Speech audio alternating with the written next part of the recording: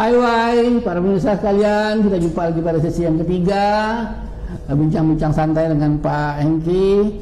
Tadi kita sudah sampai pada bincang-bincang tentang QR, apa yang mulai bahasanya. Sekarang dia sudah menjalani kuliahnya di medsos dengan lebih mudah, jadi belajarnya lebih santai, lebih merdeka, lebih mudah, lebih cocok dengan zamannya sekarang, zaman anak muda sekarang. Lalu sekarang yang ketiga nih, saya kepingin mengulangi pertanyaan saya yang pernah saya ajukan kepada Pak Rektor. Sebetulnya bagaimana visi ke depan umrah dengan seluruh tantangan kemaritiman, dan kemudian apa kira-kira sumbangan umrah yang bisa dilakukan? Karena Kepri ini pakai daerah negeri Melayu sudah menyumbangkan bahasa. Sekarang baru saja saya ngepandun. Nah sekarang kita lagi mencari sumbangan baru dari negeri Melayu ini kepada Indonesia, kepada dunia seperti apa. Nah saya tertarik dengan Pak Agung kemarin, Pak Rektor, dia menunjukkan bahwa dari maritim kita menyumbang sesuatu bagi. Nah menurut pikiran Anda sebagai anak muda, apa pikiran Pak Agung itu bisa dapatkan sesuatu? Apa kira-kira misalnya? Saya dari sperma kerapu, sperma ikan Napoleon tuh gimana sebetulnya bisa? Baik Pak, mungkin pemikiran ini berangkat di awal dulu saya menjadi dosen di Umrah. Jadi setelah melihat kampus ini adalah harta karun tadi, wah. Lalu ada yang lebih menarik lagi. Ini kampus yang punya berkah saya lihat Pak. Ya, berdiri dengan semangatnya, walaupun saya belum mengkaji dulu dasar berdirinya apa, tapi dia mengadopsi Gurindam 12 dan salah satunya itu adalah moto belajar dan bertanya tiada jemu. Dimana moto seperti ini moto yang sangat akademik sebenarnya Pak. Saya tengok walaupun diambil dari tradisi lama. Iya, lama, tapi tadi kan relevan dengan zaman, Kenapa belajar dan bertanya tiada jemu yang diletak? Nah, salah satu yang saya tengok adalah terlepas ini sengaja atau tak sengaja, tapi moto itu memang sinkron Pak, terutama dengan karakter anak kita. Anak kita tuh memang malu bertanya pertama. Padahal bertanya itulah kunci untuk mencari ilmu. Ya, kalau bukan malu bertanya, sesat di jalan. Sesat di jalan, jalan-jalan. Nah, jadi belajar dan bertanya tiada jemu ini salah satu contoh yang cocok. Jadi saya sempat bilang sama anak-anak, kampus kita sudah punya moto ini, amalkanlah. Jangan diamalkan saat ujian, saya bilang. Ujian dia tak jemu bertanya.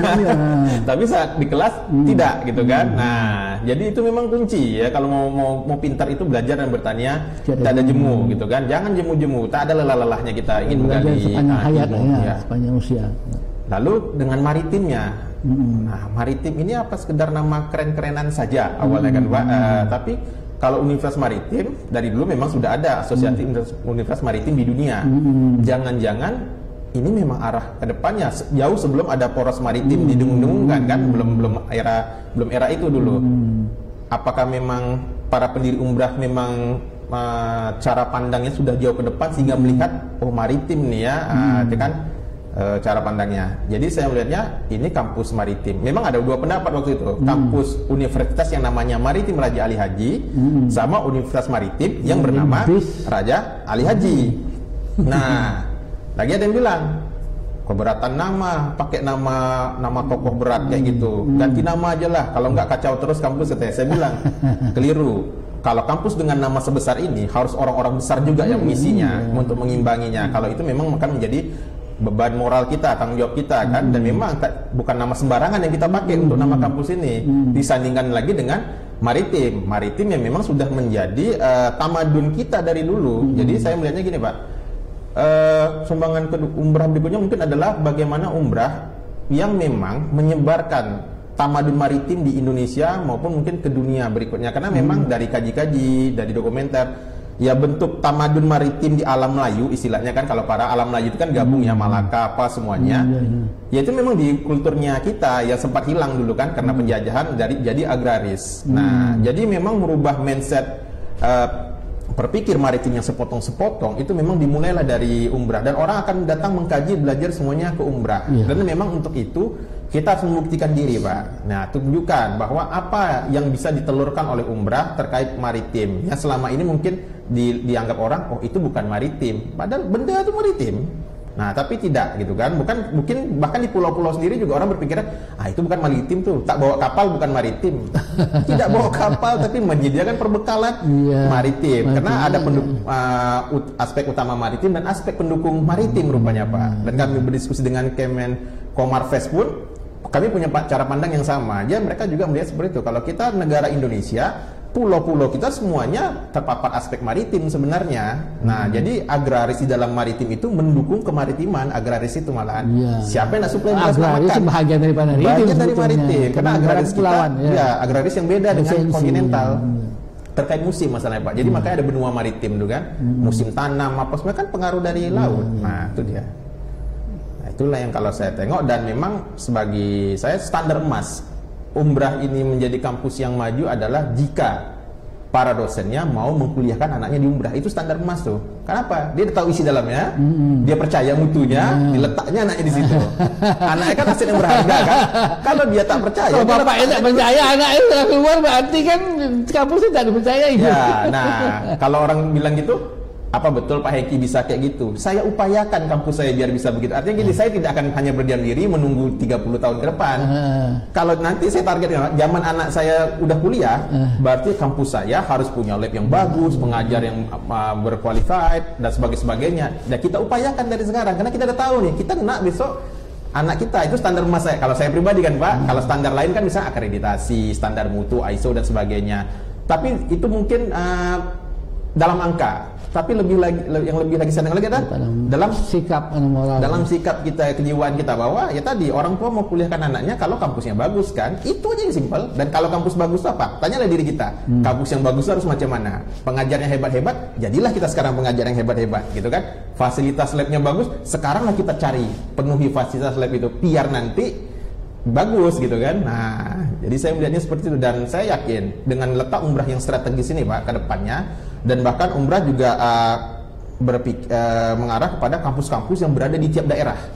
Jadi masing-masing daerah kami berhayal ada kampus Natuna, kampus Lingga, kampus Karimun, yang masing-masing misalnya nanti bidang kebudayaan di Lingga, bidang kekayaan hayati laut di Natuna misalnya kan, bidang nanti misalnya teknologi kemaritiman kampus Batam misalnya kan. Dan ini jadi masing-masing daerah anaknya bisa kuliah di sana, punya unggulan dan kembali ke daerah itu Pak. Jadi jangan dia kuliah keluar, berkarya di luar, kembalilah ke tempatnya. Kenapa? Kampung itu harus dia bangun. Kalau tidak, kita menengok gejala sekarang Pak, kampung-kampung ditinggalkan generasi mudanya, yang tinggal hanyalah generasi non produktif, tua dan balita. Lama-lama kampung jadi kampung mati. Kampung mati besok dibeli investor, sudah. Kampung kita tak ada lagi. Ambil tarik boksit ya, tarik hasilnya. Ya. Jadi tinggal kolong-kolong yang ikan tak ada lagi. Betul Pak. Makanya kita harus kembalikan anak-anak muda kita ke kampungnya. Tapi bukan hanya balik kampung kosong. Di kampung ada yang bisa mereka kerjakan. Nah sekarang zaman itu sangat relevan Pak. Kenapa? Dari kampung kita bisa berbisnis, internet, online. Makanya salah satu yang saya tekankan ke mahasiswa saya juga, UMKM lokal, go global.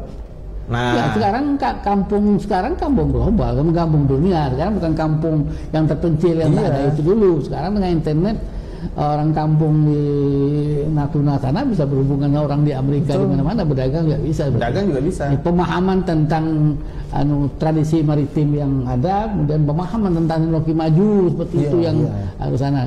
Dan yang ketiga menurut saya dukungan dari stakeholder pemerintah lah dalam ini, ya harus ada kesungguhan. Sebenarnya sudah cocok sebetulnya antara visi ke depan maritim Universitas Umrah dan visi Kepulauan Riau ingin menjadi sebuah negeri maritim yang unggul, kemudian yang tapi kan visi itu tak bisa di atas kertas saja, harus jadi riset. Artinya pemerintah daerah pun sebetulnya mulai hari ini sudah berpikir apapun keputusan masa depan itu, tanyalah ke umrah. Itu karena ujung tombak pemikiran ke depan itu adalah umrah. Jangan apapun putusan tentang Kepulauan Riau tanyanya ke universitas yang base-nya adalah kontinen, base-nya agraris, tapi hasil inputnya ya agraris juga. Nah, entah itu artinya harus ada kebanggaan bahwa umrah ini adalah masa depan Kepulauan Riau, dan masa depan Kepulauan Riau itu antara lain itu saya tanya tadi, apa yang kita bisa sumbangkan lagi dari kultur Melayu maritim ini kepada bangsa Indonesia. Kita sudah menyumbang bahasa, sudah menyumbang pantun sekarang. Nah sekarang kita nyumbang apa yang kira-kira yang tadi itu tradisi, dan mungkin sumbernya itu dari riset, hasil riset atau ini. Iya, betul Pak. Jadi memang kalau saya tengok untuk memang menyadarkan, memberikan ya manfaat kepada bangsa ini tentang kembali ke negara maritim, tamadun maritim, cara berpikir maritim itu kan memang harus dibuktikan. Ya selama ini menjadi keniscayaan gitu kan. Kalau orang tengok, ngapain jadi nelayan? Tidak makmur. Ngapain jadi petani ikan? Tidak makmur gitu ya. Itu yang harus kita balikkan dulu mindsetnya itu. Ya, sekarang zaman sudah berubah, tapi kan tidak hanya cukup ceramah-ceramah, harus dibuktikan. Saya ingat saya sampai sekarang doktrin masih ada. Terutama karena kita ini sama orang Riau ya, Anda kan lahir baru. Orang Riau itu tanda kemakmuran itu kan hanya satu, naik haji.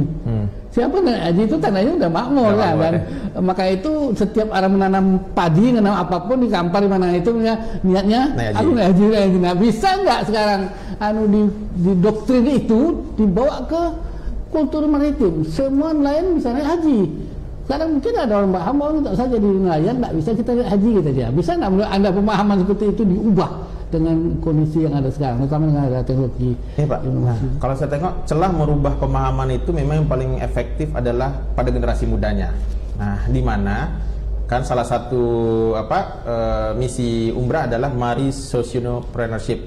Jadi kalau di kami itu merancang kalau bisa sebelum lulus sudah punya perusahaan mahasiswanya, UMKM lah levelnya.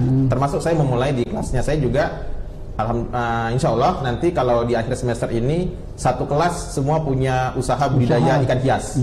Nah itu tuh punya UMKM, NIB-nya apanya semuanya. Bahkan sekarang pun Pak kami merancang kegiatan KKN karena pandemi COVID ini. Mahasiswa di tempat masing-masing, tapi dia mengayomi UMKM Mbak. Malah mempromosikan, bikin YouTube, bikin ini, video promo di medsos, urus UMK dan sebagainya. Jadi itu memang jiwa-jiwa entrepreneur ini kita udah tanamkan dari sekarang. Jadi bukan sudah selesai wisuda bertanya saya mau bisnis apa gitu. Tapi setelah wisuda saya kembangkan lagi mau jadi apa ini bisnis. Nah udah ke sana. Tamat kuliah itu tidak hanya bawa ijazah, tapi juga bawa perusahaan, startup, perusahaan apa ya? Karena kami melihat gini, Umrah kalau dari sisi proses bisnis, ya kan, kalau dalam bisnis itu tentu suatu perusahaan ya, Bapak kan orang bisnis juga, itu tergantung fundingnya, pembiayaannya. Nah, di kita memang kita menyadari bahwa ekonomi kita tidak kuat. Terus yang masuk Umrah juga mungkin tidak sama kualitasnya dengan ke kampus-kampus top Indonesia. Ibaratnya kalau kita bilang bahan baku kita ini bukan tepung gandum premium, tapi kita tepung sagu. Nah, cuman kalau bahan baku kita tepung sagu, jangan kita bikin pizza, ya kan? Kita bikin yang lain produknya. Tapi biar menarik apa? Toppingnya harus bagus. Nah, toppingnya itu apa? Saya bilang. Jadi kalau nanti misalnya nih tepung gandum menjadi spaghetti kalau Itali, kalau kita jadi mie sagu. Mie sagu biar menarik dikasih apa topping taburannya? Ada prestasi mahasiswanya, ada hak ciptanya, ada patennya, ada karya-karya bukunya. Jadi mahasiswa kita mungkin lulus tapi dengan bumbu-bumbu yang banyak. Nah itu yang kami coba rancang. Alhamdulillah juga di kelas saya kemarin desain 3 dimensi mahasiswa saya itu jadi hak cipta. Tahun ini kalau bisa keluar satu kelas bikin buku e-book yang punya ISBN-nya. Jadi saya melihat hal-hal seperti itu yang kita mau tonjolkan. Jadi biar lulus dengan segudang karya. IPK kan sudah diketahui bahwa IPK itu urutan kesekian dalam kesuksesan. Yang menentukan adalah karya. Hidup siapa kita Anda. Tak menentukan IPK. IPK dia penting lah, ada, tetap harus ada kan, tanda bahasa intelektual kita punya, tapi itu tidak menentukan jalan hidup ke depan. Jalan hidup ke depan kita itu salah satu antara entrepreneurship, kemandirian kita sebagai seorang keluar, kita tak merasa jadi penganggur, tak semuanya menjadi ASN, menyikapi hal-hal seperti itu. Saya menarik kalau saya dengar tadi bahwa visi ke depan yang anda ingin mahasiswa Anda bawa. Setiap mahasiswa yang tamat tidak hanya membawa ijazah, tetapi juga membawa sebuah perusahaan startup yang akan jadi modal dia. Tamat kuliah di Umrah menjadi entrepreneur, itu esensinya. Bagaimana itu diterjemahkan, bagaimana itu dianu, karena entrepreneur itu dengan dunia internet sekarang seluas-luasnya, sehebat-hebatnya. Baik Pak Hengki, terima kasih Anda sudah bincang-bincang santai seperti pagi ini, banyak hal menarik. Mudah-mudahan semua menjadi pemahaman para pemirsa semua, memberi inspirasi pada pemirsa semua, dan kita berdoa agar umrah mempunyai masa depan yang lebih cemerlang sebagai kekuatan untuk memberi sesuatu lagi kepada Indonesia dari umrah. Baik pemirsa sekalian, kita sampai pada sesi terakhir. Sebelum ditutup, saya kembali ingin berterima kasih kepada pendukung kita Pak Hengki. Kita masih disupport. Ini saya lagi berharap juga ini umrah menjadi salah satu sponsor daripada acara ini ya. Nah, ini sekarang sponsor utama kita adalah Sunport, air mineral dalam kemasan yang diproduksi di Gunung Bintan, di Gunung Lengkuas. Ini air yang sehat dan bisa Anda nikmati ini untuk kesehatan kita semua. Terima kasih Sunport, Anda telah mendukung acara Highway 1 jam bersama Ridha Kalyamsi. Terima kasih pada pemirsa sekalian, kita jumpa lagi pada minggu yang akan datang. Highway, kita jumpa lagi pada minggu yang akan datang. Assalamualaikum warahmatullahi wabarakatuh. Waalaikumsalam. Batin dan puncak cindai.